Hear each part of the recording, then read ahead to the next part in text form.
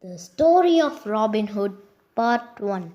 In all the land, none was better with a bow and arrow than Robin Hood. He lived with his band of merry men in Sherwood Forest. That was the king's woods where the King John kept his royal deer. A few years before, King Richard had ruled the land.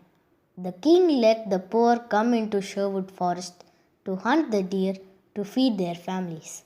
But the time had come for King Richard and his army to leave England, and then King John stepped up to the throne. Bad King John, as this king would become known by, did not want anyone to come into Sherwood Forest. Why would he? When he wanted to hunt the royal deer whenever he wanted.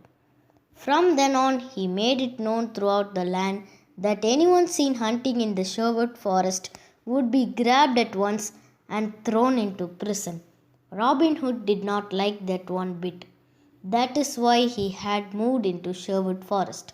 He dressed in green from cap to boots so the trees of Sherwood Forest could hide him.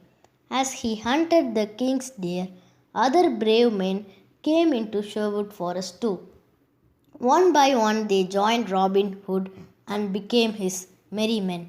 Robin and his merry men would hide when rich nobles and dukes passed through the woods. Then all at once they would jump out and rob those rich men. Then he would give the money to the poor. But the rich men who were robbed were not happy about it. They told bad King John what was going on in Sherwood Forest. Something must be done, they wrote. The king put the sheriff of Nottingham in charge of Sherwood Forest. It would be his job to catch Robin Hood once and for all. But the man in green was too quick. His merry men would warn him each time they saw the sheriff of Nottingham or one of his guards in the woods. And Robin Hood would escape or hide. So the sheriff came up with a new plan. I will call for a great contest, he said, to find out who is the best in the land with a bow and arrow. The winner will go home with a golden arrow. The sheriff said in a low voice, if I know Robin Hood, he will not be able to stay away from such a contest. And when he comes, we will catch him. Robin Hood, don't go to the contest, said Little John. Of all the merry men, Robin Hood trusted Little John the most. Can't you see this is a trap? When they see you, they will grab you. Robin Hood said nothing. In his heart, he wanted to go. On the day of the contest, 10 fine bowmen lined up. The round target was so far away, it was almost impossible to see its black and red circles. One by one, each young man shot his best arrow. Most of them missed. Some landed on the target, but none came close to the center. The sheriff turned to one of his guards. Do you see him? Is he here? No, sir. Robin Hood has red hair.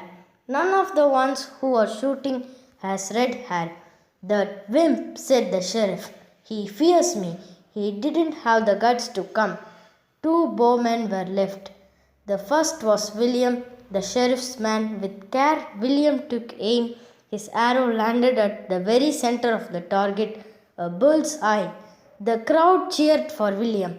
It was time for the last bowman. He too took careful aim, and his arrow also sailed through the air. It landed right through William's bull's eye arrow, cutting it in half.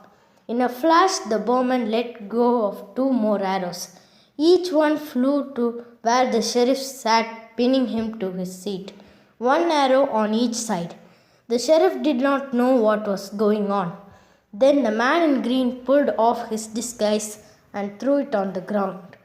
Get him, you fools, shouted the sheriff. It's Robin Hood. But our hero jumped over the wall to a horse waiting for him.